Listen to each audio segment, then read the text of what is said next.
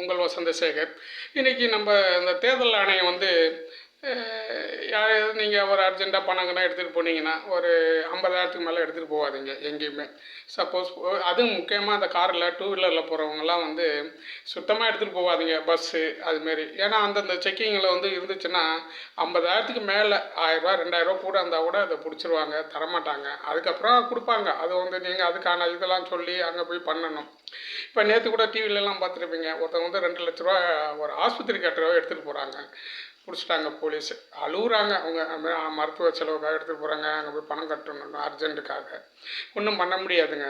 அதுக்காக நம்ம வசந்தசேகர் சேனல் இருக்காங்க, இதை வந்து நிறைய பேர் புரிஞ்சுக்கணும். இன்னும் நிறைய பேர் இந்த பணம் 50,000க்கு மேலே எடுக்கிறது, அது அந்த வெளி மாநிலத்திலேருந்து வராங்க பாருங்கள், தேர்தல் நடக்காத இடத்துலேருந்து வராங்கல்ல, அவங்களாம் வந்து சர்வசாதாரணமாக 5 லட்சம் 10 லட்சம் எடுத்துகிட்டு என்ட்ரி ஆகிறாங்க.